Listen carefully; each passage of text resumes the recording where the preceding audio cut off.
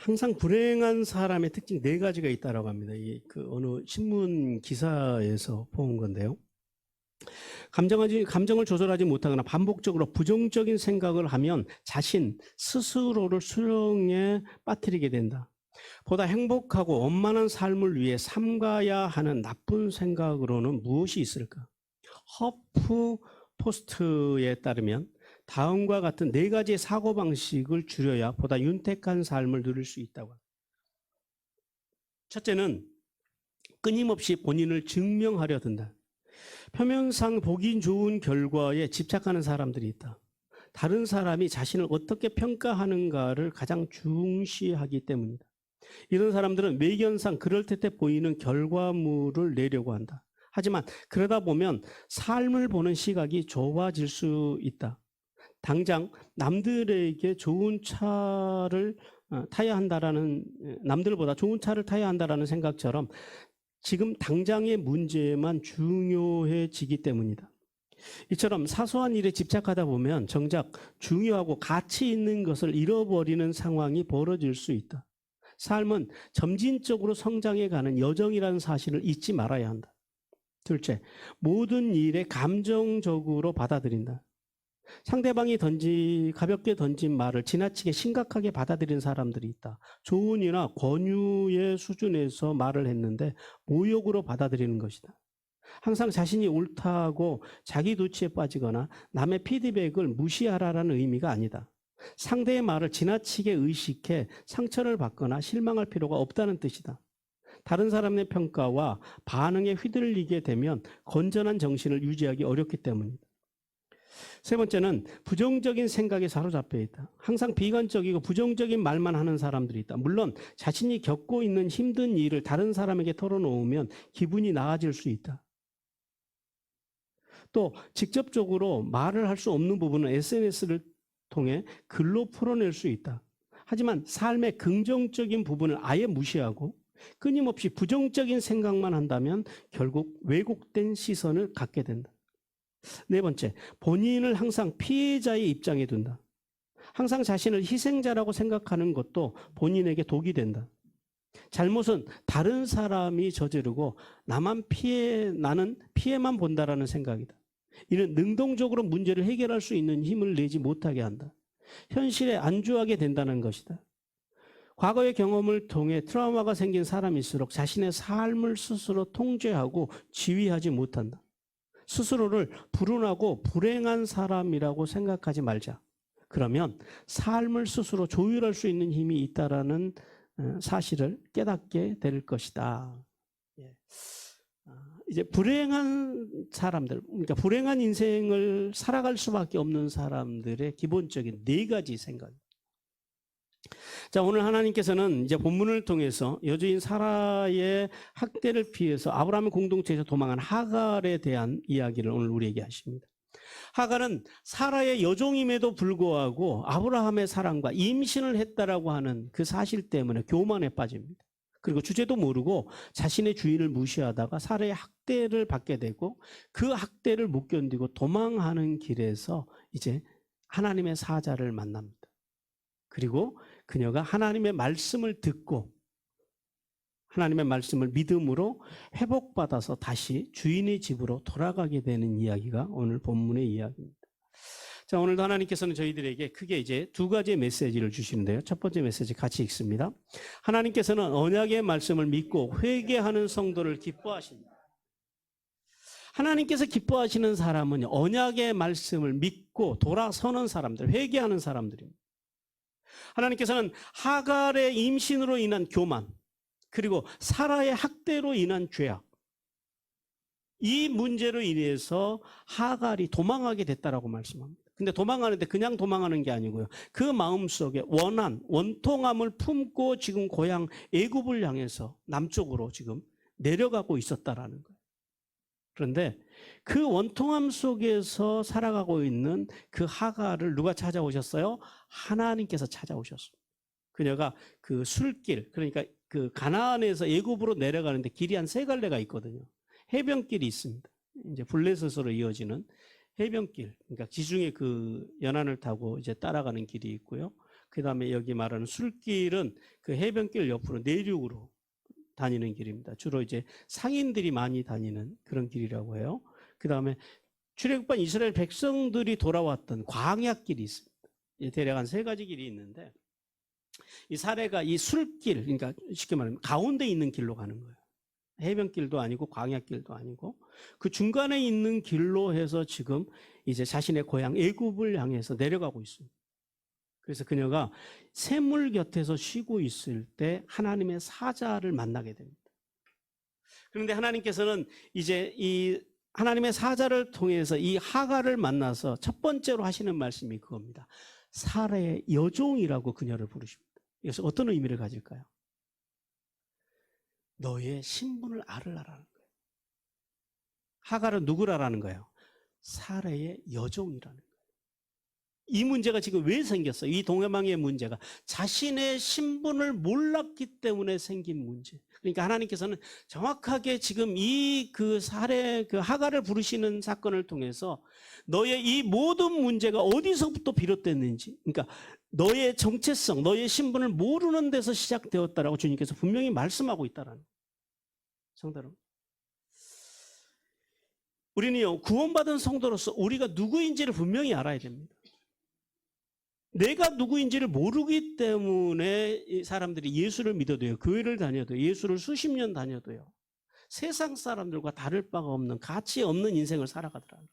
함부로 말하고 함부로 행동하고. 왜 그러냐면 내가 누군지를 모른다라는 거예요. 그래서 자신이 누구인지, 자신의 신분, 자신의 정체성을 아는 것과 모르는 것과는요 엄청난 차이를 나타냅니다. 왜냐하면 마음의 자세가 달라지고 생각이 달라지고 언어가 달라지거든요. 요한계시록 5장 10절입니다. 같이 읽습니다. 그들로 우리 하나님 앞에서 나라와 제사장을 삼으셨으니 그들이 땅에서 왕 노릇하리로다. 하나님께서 우리를 뭘로 삼으셨대요?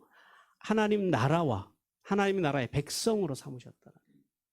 그리고 또요, 우리를 제사장으로 삼으셨다.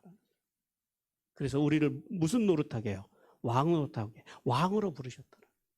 우리는 하나님의 나라의 백성이고 하나님 앞에서 이 땅에서 제사장으로 왕으로 살도록 부르심을 받았다. 그것이 우리의 신분이라는.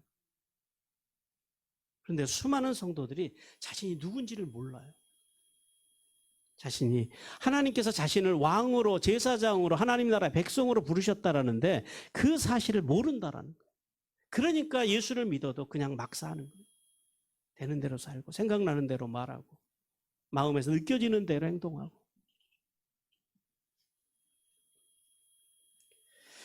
여러분, 하나님께서는 우리를 왕과 제사장으로 부르셨다라는 거예요.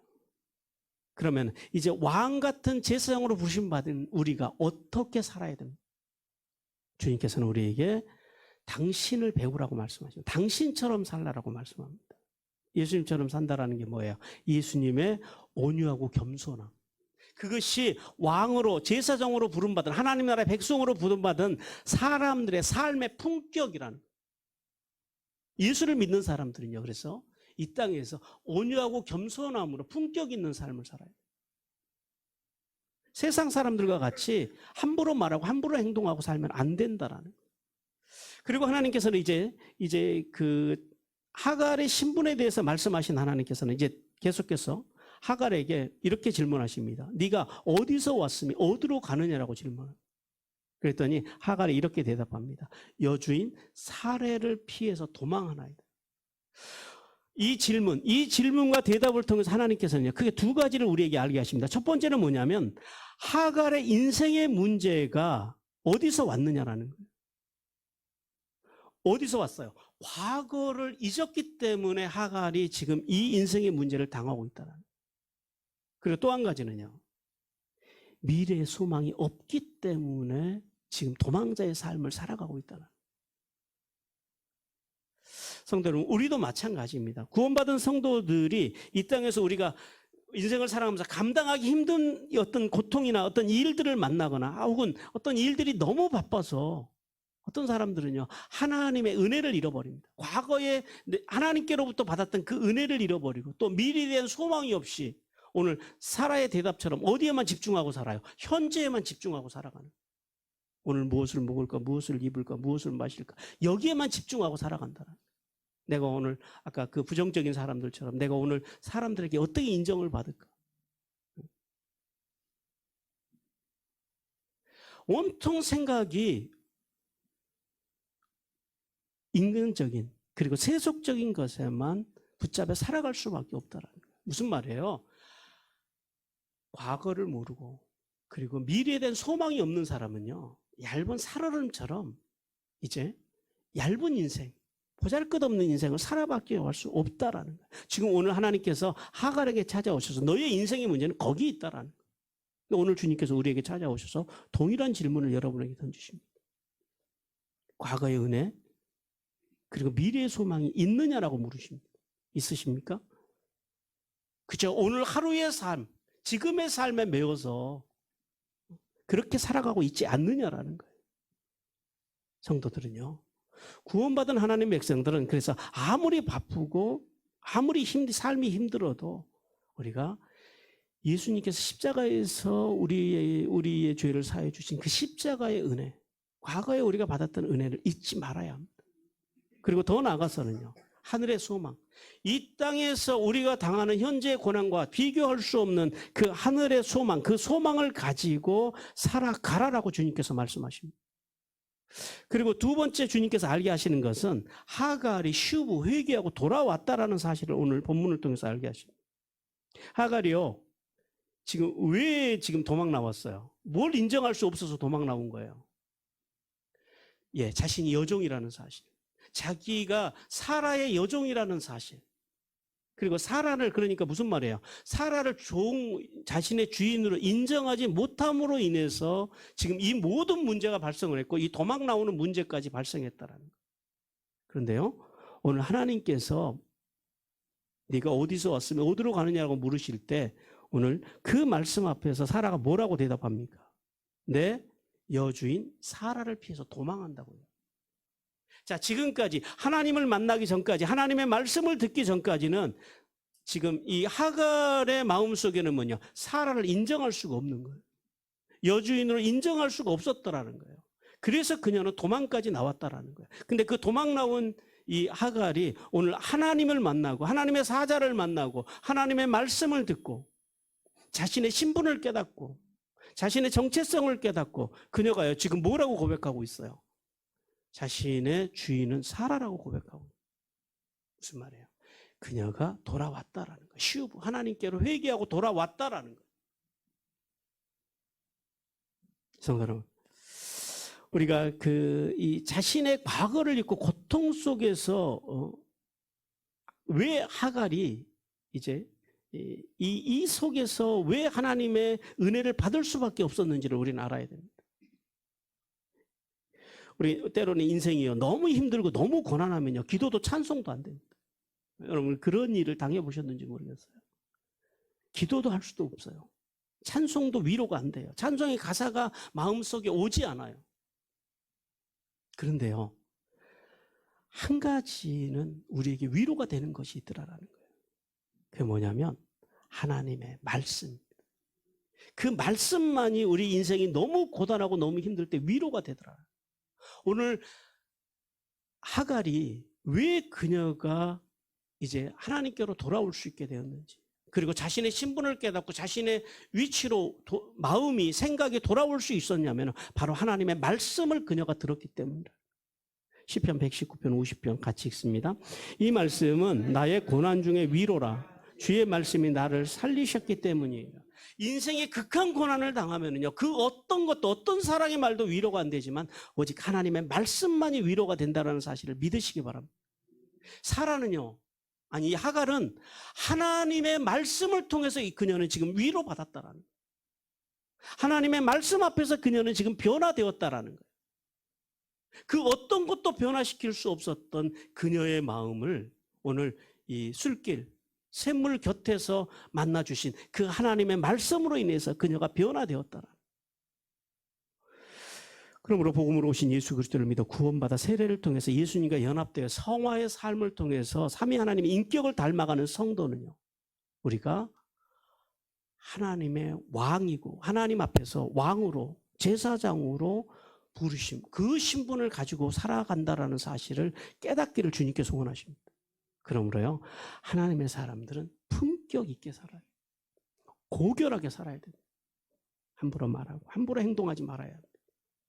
어느 곳에 있든지 우리가 사람들 속에 있든 혼자 있든지 간에 우리가 늘 코람데오 사상, 하나님이 나를 보고 계시다라는 그 마음을 가지고 정직하고 성실한 삶을 살아가는 은혜를 받으시기를 주님께서 원하십니다. 또한 삶이 너무 고통스럽고 힘들어서 그 어떤 것도 위로가 되지 않을 때 오늘 하갈처럼 하나님의 말씀을 통해서 위로받는 귀한 은혜를 받으시기를 주님께서 원하십니다. 그러나 위로만 받고 끝나는 것이 아니고요, 하갈처럼 쉬고 돌아가야 합니다. 어디로요? 자신의 삶의 자리, 자신이 잘못한 것에 대해서 석권제의 정신으로 가서 배상하고자 하는 마음으로 이제 자신의 삶의 자리로 돌아감으로 하늘의 복과 땅의 복을 받는 성도들이 되시기를 주님께서 원하십니다. 그렇게 계속해서 9절 말씀을 통해서 이제 복종하라라고 하나님께서 명령하십니다. 하나님께서는 이제 마음으로, 생각으로 하나님께로 돌아온, 이제 마음 속에서 자신의 여주인을 살아라고 인정한 그 하갈에게 이제는 행동하는 신앙을 주님께서 요구하십니다. 이제는 다시 여주인에게로 돌아가서 그 수하에서 복종하라라는 거예요. 근데 이 복종하라고 하는 말이요, 우리 성경에서는 복종하라라고 번역이 되어 있지만은 이 본문을 직역을 하면 뭐냐면은 너 자신을 괴롭게 하라라는 거예요. 어떤 말씀이냐면 이제 자신의 신분을 정확하게 알고 깨닫고 회개하고 돌아왔으니 이제 너의 자리, 종의 자리, 원래 너의 신분으로 돌아가서 거기에 가서 내가 생명을 잉태한 것으로 지금까지는 자신을 내세우고 살았지만 그런 것으로 너를 내세우지 말라라는 거예요. 어떤 세상적인 조건을 가지고 너를 내세우지 말고 너의 주인 사라가 학대를 하면은 그 학대까지도 기꺼이 견뎌내라라는 거예요. 하나님의 말씀이 쉽습니까? 어렵습니까? 이렇게 살고 싶은 사람은 세상에 누구도 없습니다. 그런데요, 하나님의 사람 하갈, 그녀는요 돌아갑니다. 그 하나님의 말씀대로 순종합니다. 오늘 본절을 통해서 주님께서 우리에게 두 가지 말씀을 하시네요. 첫 번째 말씀은 어떤 거냐면 인생의 문제는 현실을 회피하는 것으로 절대 해결되지 않는다라는 거예요. 하갈이 여주인 사라의 그 조급함과 자신의 교만으로 생긴 이 고통의 문제를 피하기 위해서 지금 어떻게 하고 있어요? 도망가고 있지만은 하나님께서는 지금 오늘 하갈을 찾아오셔서 뭐라 하느냐, 도망가는 것으로 네 인생의 문제는 절대 해결되지 않는다라는 거예요. 도리어 뭐 하라라는 거예요? 직면하라는 거예요. 너의 인생의 문제와 맞서라라는 거예요. 가서 학대하면 학대까지도 네가 받아들이라는 거예요. 그런 자세, 그런 태도를 가지고 너의 인생의 문제를 풀어가라라는 거예요. 왜요? 그래야지 너와 내 후손이 복을 받는다라는 거예요. 문제가 오면 피해버리면요, 하나님의 복을 받을 기회조차도 사라진다라는 사실을 깨닫기를 주님께서 원하십니다. 그래서 인생의 문제가 오면요, 자신의 잘못이든 아니면 하나님의 연단이든 인생에서 만나는 여러 가지 문제들이 있는데 그것은요 도망이 아니라 직면, 견딤으로 풀어가라는, 그것이 하나님의 방법이라는 거예요. 그러므로 성도 여러분, 이 땅에서 아무런 문제 없이 사는 사람은 아무도 없습니다. 모든 사람은 문제를 가지고 살아요. 여러분, 심지어 뱃속에 있는 어린 아이도 근심이 있다는 거 아십니까?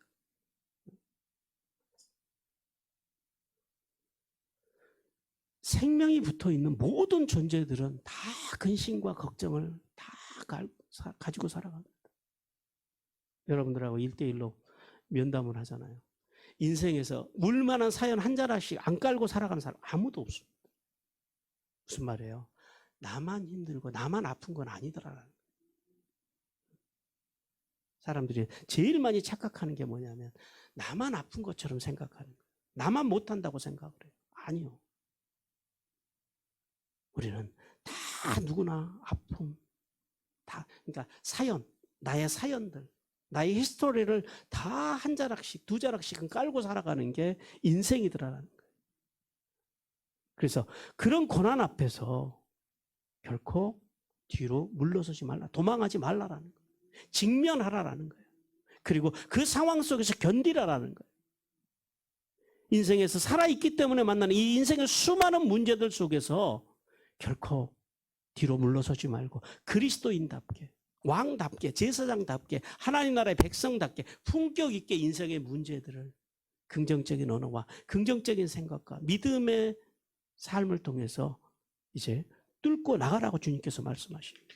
마태복음 20장 22절 같이 읽습니다.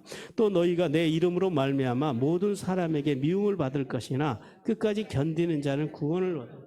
어떤 사람들이 구원을 얻는다고요? 끝까지 견디는 사람. 견딤의 신앙을 가지시기 바랍니다. 어떨 때는요, 우리가 감당할 수 없을 정도로 어떤 시간에 막 문제가 와요. 그러나 그 시간이 오고 나면은요, 또 평화로운 시간도 주님 앞에서 예비되어 있음을 믿기를 주님께서 원하십니다. 그러므로 성도 여러분, 인생의 고난이 오면요, 가장 먼저 우리가 어디로 돌아가야 돼요? 하나님의 말씀으로 돌아가요. 오늘 그래서 하갈이 하나님 앞에서 이제 쓰임을 받게 되는 거예요. 그리고 계속해서 우리는요, 말씀으로 들어가서 이 고난이 어디에서부터 왔는지, 그러니까 나의 죄 때문에 왔는지, 아니면은 하나님께서 나를 연단하시기 위해서 이 지금 고난을, 이 시련을 주시는지를 말씀으로, 기도로 분별해낼 줄 알아야 된다라는 거예요. 고난 이꼬로 저주라고 하는 방식을 여러분, 그 공식을 빨리 깨셔야 됩니다. 고난은요, 하나님께서 우리를 하나님의 사람으로, 우리를 더 높은 차원으로, 더 큰 복으로 인도하시는 하나님의 복의 통로라는 사실을 깨달아야 됩니다. 그래서 그것을 깨닫고요, 하나님 앞에서 의로운 자로서 이제 옳은 삶을 통해서, 품격 있는 삶, 고결한 그리스도인의 삶을 통해서 하나님의 페이버를 받을 만한 복된 인생대로 살아가기를 주님께서 원하십니다. 사랑하는 성도 여러분, 비록 인간의 조급함과 교만과 시기와 도망과 같은 이 제약으로 인해서 시작된 이 하갈의 문제였지만은, 그럼에도 불구하고요, 그렇게 그 죄의 문제로 인해서 이제 아브라함 공동체를 떨어져 나온 이 하갈이 하나님의 말씀을 믿고 회개하고 돌아섰을 때 놀라운 복의 사람이 되었다는 사실을 깨닫기를 주님께서 원하십니다. 그러므로 은혜로 오신 예수 그리스도를 믿어 구원받아 세례를 통해서 이제 성화의 삶을 살아가는 성도들, 우리는요, 하나님의 말씀을 배우는 일, 그리고 하나님의 말씀을 우리의 마음의 중심을 두고 존중하는 일, 그리고 그 말씀대로 살기 위해서 발버둥 침으로 하늘의 복과 땅의 복을 받는 성도들이 되시기를 주님께서 간절히 원하십니다. 두 번째, 하나님께서 우리에게 주시는 메시지입니다. 같이 읽습니다. 하나님께서는 하나님을 찬양하고 예배하는 성도들에게 복을 주십니다. 오늘 계속해서 10절과 12절을 통해서 이제 하갈에게 복을 주시고 이스마엘이라고 하는 이름을 주시는 하나님에 대해서 말씀합니다. 하나님께서는 비록 죄악으로 인해서 잉태된 생명이지만, 그리고 죄로 인해서 생겨난 이 문제이지만은, 그 문제 앞에서요, 그 죄악 앞에서, 그 도망 앞에서 하나님의 말씀을 듣고 슈브, 회개하고 돌아온 하갈, 그 하갈에게 하나님께서 뭘 주시냐면 언약의 말씀을 주시고 그녀에게 복을 주십니다. 하나님께서 이제 먼저 하갈에게 두 가지의 그 이제 복에 관한 언약을 주시는데요. 10절과 11절 같이 한번 읽어보겠습니다. 시작. 여호와의 사자가 또 그에게 이르되 내가 내 씨를 크게 번성하여 내 수가 많아 셀 수 없게 하리라. 여호와의 사자가 또 그에게 이르되 내가 임신하였은즉 아들을 낳으리니 그 이름을 이스마엘이라 하라. 이는 여호와께서 내 고통을 들으셨습니다. 하나님께서 첫 번째 하갈에게 주신 하나님의 말씀을 듣고 슈브 돌아와서 하나님 앞에 선 그 하갈에게 하나님께서 주신 첫 번째 복은 뭐냐면 후손에 대한 복입니다. 번성의 복입니다. 너희 후손들이 수가 셀 수 없을 만큼 많아질 거라는. 그래서 실제로 이 하갈의 후손들, 이제 하갈의 후손들을 대표하는 사람들이 아랍족들입니다. 아랍인들과 터키인들이 이제 그 하갈의 이제 직계 후손들입니다. 그 후손들이 지금 어떻게 하고 있어요? 지금 전 세계의 거의 절반을 차지하고 있습니다. 지금 그 후손들이 지금 이제 끊임없이 유럽으로 유입이 되어서 유럽을 지금 정복해 가고 있습니다. 그러니까 하갈에게 주셨던 이 땅의 복이 그대로 지금 성취되고 있다라는 거예요. 이스마엘에게서 이제 12방백이 나오거든요. 끊임없이 성장하고 그 하갈의 후손들이요 지금은 엄청난 세력으로 셀 수 없을 만큼 큰 복을 받고 있다라는 거예요. 물론 그것이 이 땅의 복만 이야기합니다. 두 번째는 하갈에게 아들을 주시고 그 아들의 이름을 이스마엘이라고 주십니다. 여러분 아십니까? 하나님께서 뱃속에 있는 어린아이의 이름을 지어주시는데 처음으로 이름을 지어준 사람이 바로 이스마엘. 이스마엘 전에는 다 태어난 경우에 이름을 주셨지 이제 태중에 있는 아이의 이름을 주시는 것은 이스마엘이 첫 번째고 이삭이 두 번째가 됩니다. 이스마엘이라고 하는 말은 샤마우, 그러니까 하나님께서 들으셨다라는 거예요. 엘. 그러니까 하나님께서 들으신다는 의미입니다. 하나님께서 죄악으로 시작된 고통이었지만은 하나님께서 돌아와 그 고통 속에서 이제 살아가고 있는 그 하갈의 그 소리를 들으시고 하나님께서 위로하셨다라는 의미로 이스마엘이라고 하는 이름을 주십니다. 자, 그러면 여기서 이제 한 가지 궁금한 게 있죠. 왜 하갈에 대해서 하갈과 이스마엘의 후손들에게 하나님께서 복을 주셨나는 거예요. 물론 앞에서 지금 이제 결론적으로는 그녀가 말씀으로 돌아왔기 때문에 하나님께서 복을 주셨다라는 사실을 말씀했습니다. 그런데요, 어떤 사람들은 이렇게 말하는 사람들도 있어요. 그가 아브라함의 후손이었기 때문에 이스마엘이 한 복을 받았다라는 거예요. 우리 창세기 25장 1절 2절 같이 한번 읽어봅니다. 아브라함이 후처를 맞이하였으니 그의 이름은 그두라라. 그는 시므랑과 욕상과 무당과 미디안과 이스박과 수아를 낳았고. 아브라함에게는 총 아들이 몇 명이 있었다고요? 8명의 아들이 있었습니다. 이스마엘을 시작으로 해서 이삭, 그리고 여기 그두라 후처인 이제 사라가 죽은 후에 이제 다시 그 재혼한 그 이제 그두라에게서 태어난 6명의 아들이 있었습니다. 그런데 하나님께서는요, 이 그두라의 후손들에 대해서는 어떤 언약의 말씀도 복에 대한 말씀도 하지 않으십니다. 뭘 말씀하시는 거예요? 이스마엘이 복을 받은 것은 어떤 사람들이 이야기하는 것처럼 그가 아브라함의 후손이었기 때문에 복을 받은 것은 아니었다라는 거예요. 왜 복을 받았다라는 거예요? 어머니입니다. 아버지 때문에 복을 받은 것이 아니고 이스마엘의 후손이 이런 육적인 복을 받은 이유는 그의 어머니 때문에 복을 받았다. 어머니 하갈의 믿음.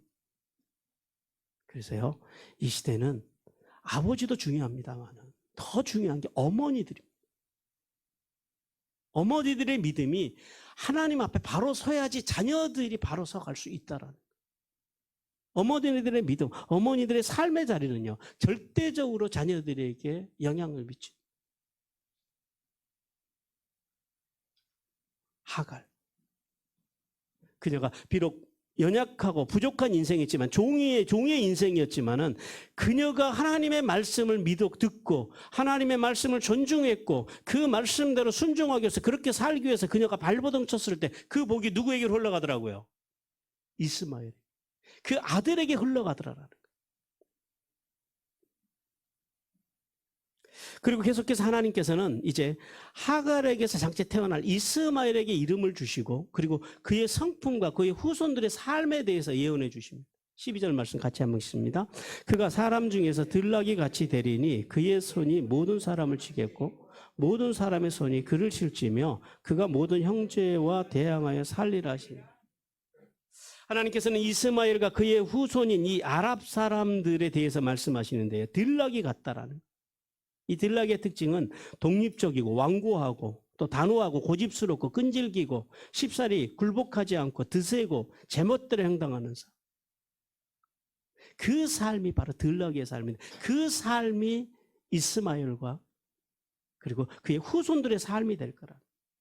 실제로 역사 속에서 보면은요, 이스마엘의 후손들, 이 아랍인들이나 터키인들은 말이나 약대를 타고 다닙니다. 그리고 이동하고 살아가다가 어떤 자기들이 힘이 생기잖아요. 자기보다 약한 사람들이 나타나면은 그들을 침공해서 괴롭게 합니다. 지금도 이 아랍족들이 살아가는 중동 지역을 뭐라고 우리는 부릅니까?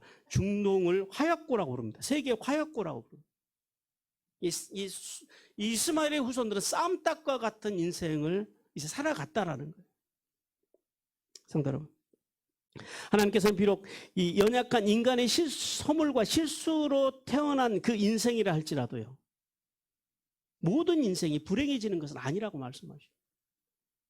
여기 인간의 방법으로 잉태한, 인간의 뜻으로 잉태한 이스마엘의 인생, 하나님께서는 그의 인생에 복을 주십니다. 누구 때문에요?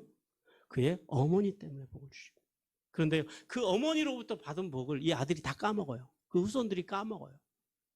이스마엘 후손들이 하나님을 섬기지 않습니다. 오늘날에는 이제 이 모슬렘이라고 하는 다른 종교를 만들어서 그 후손들이 이제 잘못 살아갑니다. 그래서 이 모슬렘들은요, 늘 하나님의 구원의 역사 가운데, 지금도 마찬가지예요. 하나님의 구속사에서 이 대척점에 서 있다라는 거예요. 그러니까 악하게 쓰임받은 그런 민족이 되었다는 거예요. 그러니까 번성의 복을 받긴 했는데 그 번성의 복이 그 후대들에 와서 믿음으로 자신들이 감당을 못하니까요. 그것이 결국은 또 그 번성의 복이 저주가 되기도 하더라라는 거예요. 그러니까 신앙은 뭐가 중요한 거예요? 훌륭한 조상의 신앙이 중요하고요. 그 다음에는요, 자기의 신앙이 중요하다. 자기의 신앙. 그러나 반대로 그 하나님의 구속사에서 불행하게 태어났지만은, 부끄럽게 태어났지만 하나님의 구원의 역사에서 귀하게 쓰임받은 인물들도 있습니다. 그 대표적인 사람이 베레스라고 하는 인물입니다. 베레스가 누구냐면요, 시아버지 유다와 며느리 다말 사이에서 쉽게 말해서 불륜으로 태어난 이제 자녀들이 있었는데, 그게 베레스와 세라라고 하는 인물. 근데 이 베레스라고 하는 인물은요, 아브라함과 이삭과 야곱으로 이어지는 그 믿음의 가문 속에서 하나님을 신실하게 믿었습니다. 조상으로부터 흐르는 복도 받았지만은 그들 스스로가 하나님을 믿었고 하나님을 섬겼고 하나님을 따라서 살았습니다. 그래서요, 어떻게 됐어요? 예수님의 족보에 보면 이 베레스의 이름이 등장을 합니다. 베레스가 다윗의 직계 후손이 되고, 그리고 이 땅의 구원자 되시는 예수 그리스도의 조상으로 그 이름이 예수님의 족보에 실리는 영광을 누리게 됩니다. 우리가 여기서 두 가지를 알 수 있죠. 엄마의 신앙, 부모의 신앙이 중요합니다. 그래서 우리 교회는 자녀들의 신앙에다가 초점을 맞추지 않고요, 우리 교회는 부모들의 신앙에 초점을 맞춰요. 여러분이 변하지 않는 한 여러분의 자녀들은 절대 안 변합니다. 여러분이 성장하지 않는 한 여러분의 자녀들은 성장하지 않습니다.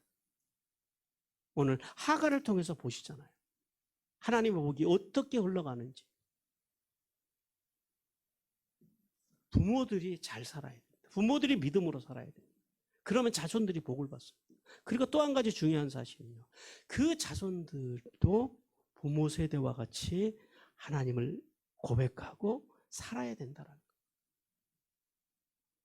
우리는 이 두 가지 사실을 잊지 말아야 됩니다. 성도 여러분, 그러므로 성도에게는요, 가문이 중요한 게 아니에요. 그리고 인생을 어떻게 시작했느냐가 중요하지 않아요. 좀 이렇게, 그러니까 이 이스마엘의 후손들이 처음서부터 이렇게 하나님의 구속사에서 대척점에 서는 것으로 확정되어 있는 것이 아니라 그들의 믿음에 따라서 그들이 확정되었다는 사실을 기억해요. 들러리 같은 인생이지만은 그 이스마엘의 후손들이 하나님을 섬겼으면 어떻게 됐을까요? 예, 귀하게 하나님 나라에서 베레스의 후손들과 같이 쓰임을 받았을 거예요. 그러나 그들이 스스로 하나님에게서 떠나갑니다. 그리고 마찬가지죠. 아브라함의 후손으로 하나님 앞에서 선택은 받았지만은요, 에서처럼 하나님을 떠나면은요, 또 하나님의 그 구원의 역사에서 멀어져 가는 거예요. 다시 정리합니다.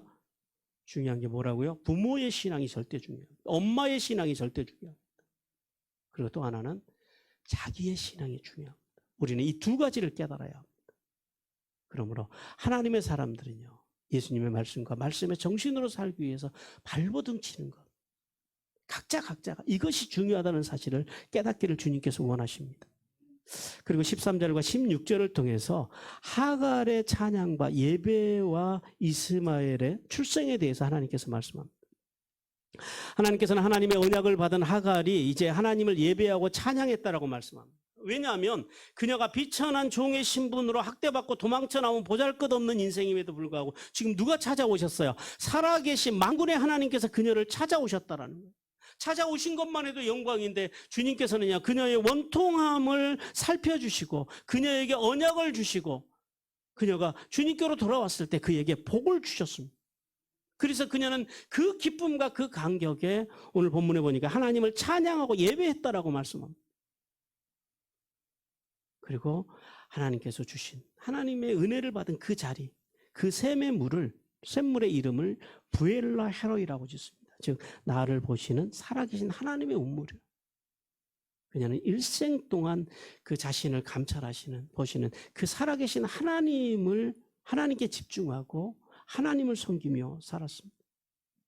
그리고 그녀는요, 이제 드디어 하나님의 말씀대로 행동하는 신앙을 보여줍니다. 죽어도 가기 싫은 그 사라에게로 그녀는 돌아갑니다. 그리고 그곳에 가서 하나님의 말씀대로 온전히 순종합니다. 그녀의 학대를 견뎌냅니다. 이것이 하나님의 사람들, 말씀의 사람들의 삶의 자리여야 된다는 거예요. 우리는요, 편하고 안락한 자리는 누구라도 가고 싶어 합니다. 그러나 이렇게 하나님께서 때로는 우리를 모진 그 광야 속으로, 우리를 이 고통의 자리로 하나님께서 가라고 명령하실 때 사람들은 하나님 왜 이러십니까? 라고 따집니다. 그런데 하나님의 사람 하갈은요, 따지지 않습니다. 그리고 묵묵하게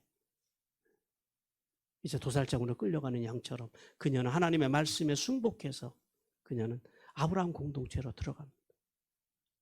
그리고 사라 속에서 순복하고 그녀는 이제 그곳에서 아들을 낳는 복을 받습니다. 이제 아브라함의 나이 86세 때에 이스마엘을 이제 출산을 합니다. 오늘 본문을 통해서 하나님께서는 우리에게 세 가지를 말씀합니다. 첫 번째는요, 하나님께서는 하갈의 원통하고 아파하는 그 삶의 자리로 찾아오셨다라는 거예요. 성도 여러분, 마찬가지예요. 우리 영혼이 죄로 인해서 죽을 수밖에 없는 우리 인생, 살아있음으로 인해서 고통을 만난다고 하지만 고난이라고 하는 것은 누구에게나 다 아픈 거예요. 그 아픔의 고난의 현장 속에, 그 억울함의 현장 속에서 누가 찾아오셨어요? 주님께서 그냥 찾아오신 것이 아니라 십자가를 지고 찾아오셨음을 믿으라고 주님께서 말씀하십니다. 주님께서 찾아오셨어요. 우리 대신해서 그 고난의 현장 속에서 주님이 죽어주시고 우리를 살려주셨다고 말씀합니다. 그러므로 하나님의 사람들은 그 감격을 가지고 하나님을 찬양하고 하나님을 예배할 수 있어요. 우리가 하나님을 찬양하고 하나님을 예배하는 것은 단순히 이 땅에서 복을 받고 잘되기 위해서 가는 것이 아니라 오늘 하갈처럼 하나님의 받은 은혜가 너무 크고 그 사랑이 너무 크고 나를 찾아오신 그 주님의 사랑에 감격하여서 예배하고 감격하여서 우리가 헌물도 드리고 감격하여서 우리가 하나님을 찬양하는 것. 다른 종교와 기독교의 예배는 다릅니다. 다른 종교들은요, 복을 받기 위해서 예배를 드려요. 복을 받기 위해서 찬양을 드리고, 복 받기 위해서 선한 일도 하고, 복 받기 위해서 헌금도 하고. 그래서 이걸 뭐라 그래요, 우리는? 기복신앙이라고 해요. 복을 바라오는 것. 그러나 우리는요, 주신 은혜가 커요. 받은 사랑이 커요. 십자가의 은혜가 너무 커요. 그 사랑이 커요. 그 용서가 오늘 가슴 속에서요, 나를 울려요. 그래서 하나님 앞에 감사해서 예배하고, 감사해서 찬양하고, 감사해서 예물을 드리고, 감사해서 헌신하고. 이것이 신앙이라는 거예요. 여러분, 신앙과 기복을 구분할 수 있어야 합니다. 우리 고린도전서 14장 15절 같이 읽습니다. 그러면 어떻게 할까? 내가 영으로 기도하고 또 마음으로 기도하며 내가 영으로 찬송하고 내 마음으로 찬송하고. 이것이 하나님의 은혜를 받은 사람들, 구원의 은혜를 받은 사람들의 찬양이고 예배고 감사입니다. 두 번째는요, 하나님께서는 하갈을 감찰하셨다고 말씀합니다. 하나님께서는 무심한 듯 그녀들의 그 두 여인들의 싸움을 보신 것 같지만 하나님께서는 아니다라는 거예요. 하갈은 하갈대로 보셨고 사라는 사라대로 하나님께서 감찰하셨다라는 거예요. 보잘것없는 인생, 주인이라고 해서 하나님께서는 더 귀히 보시고 보잘것없는 여종의 인생이라고 해서 하나님께서는 대충 보시지 않았다라는 거예요. 하나님께서는요, 모든 하나님의 사람들을 동일하게 감찰하시고 또 감찰하실 뿐만 아니라 오늘 오셔서 바른 길로 인도하고 계신다고 말씀하십니다. 성도 여러분, 하갈을 감찰하신 하나님께서 오늘도 우리를 감찰하십니다. 여러분을 감찰하십니다. 하갈을 바른 길로, 말씀의 길로 인도하기 원하시는 하나님께서요, 오늘도 우리를 바른 길로, 말씀의 길로, 옳은 길로 인도하기를 원하십니다. 그럼 뭘 잘해야 돼요? 순종하고 따라가는 걸 잘해요. 우리가 할 수 있는 거, 우리가 잘해야 되는 건 뭐냐면, 하나님께서 말씀하시면 하갈처럼 묵묵하게 따라가는 거예요. 주님이 그렇다 하면 그런 줄 알고 따라가는지, 그런 인생을 살아가시기를 주님께서 원하십니다. 그리고 세 번째는요, 하나님께서 이제 드디어 아브라함의 가문에 평화를 주셨다고 말씀합니다. 인간의 조급함, 그 사라의 조급함으로 하갈을 이제 부인으로 들이게 되고, 그것으로 인해서 임신하게 되고, 하갈이요, 이제 마음이 높아지고, 아브라함의 사랑이 자기에게 넘어왔다고 생각하니까요, 교만해져 가지고 사라를 업신여기다가 또 학대를 받게 되고 도망하게 되고, 그러니까 인간적인 생각으로 시작한 자리에는, 인간의 생각으로 시작한 자리에는요, 이렇게 분열과 아픔과 상처만 남을 수밖에 없다라는 사실을 우리는 깨달아야 합니다. 그런데요, 그 아픔의 자리에, 그 상처의 자리에, 그 온통 인간적인 생각으로 가득 찬 그 자리에 누가 임하셨어요? 하나님께서 임하시고 하나님께서 간섭하시자 이제 그 자리에 하나님의 평화가 임했다. 분쟁 대신에 평화가, 이것이 하나님의 사람들이 살아가는 방식. 하나님을 닮은 사람들, 예수 그리스도를 믿는 사람들은요, 그래서 예수를 믿는 사람들이 있는 그 자리에는요, 이렇게 하나님이 아브라함 가문에 주신 평화가 있어야 한다. 평화를 만들어가는 사람들이 돼요. 성도 여러분, 그러므로 예수 그리스도를 믿어 구원받은 성도들은 인간적인 방법과 생각, 이런 것들로는 결코 이 땅에서 평안한 삶을 살 수 없다는 사실을 깨달아야 합니다. 참된 평화는요, 하나님의 뜻에 순종하는 길, 그 말씀과 말씀의 정신대로 살기 위해서 발버둥 치는 길, 그 길밖에 없다는 사실을 깨닫기를 주님께서 원하십니다. 사랑하는 성도 여러분, 하나님께서는 모든 사람을 사랑하십니다. 그리고 모든 사람들을 위기에서 구원해 주시기를 원하십니다. 그래서 하나님께서는요, 모든 사람을 다 감찰하십니다. 그러므로 하나님의 사람들은요, 이제 그 하나님의 말씀 앞에, 하나님의 은혜 앞에 서는 것을 기뻐해야 돼요.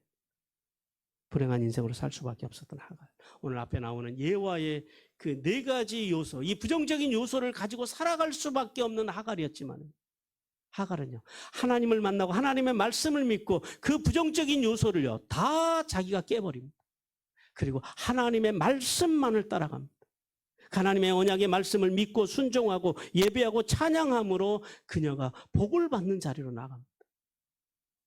우리는 그동안 하갈에 대해서 참 많이 오해하고 살았습니다. 하갈을 그렇게 우리는 믿음의 사람의 관점으로 바라본 일은 거의 없었더라라는. 그러나 성경 속에서, 오늘 본문 속에서 이제 우리가 알게 되는 하갈, 그 하갈은 믿음의 여인이었고, 우리는 그 믿음의 여인 하갈의 신앙을 본받아서 우리가 비록 하갈과 같아 보잘것없는 인생이라 할지라도 하나님 앞에서 이제 말씀의 순종함으로 귀하게 쓰임받는, 아무런 은혜를 받을 만한 어떤 조건도 공로도 없지만은 믿음으로, 말씀을 믿음으로 하늘의 복과 땅의 복을 받는 귀한 아버지의 사람들이 되시기를 주님께서 간절히 원하십니다.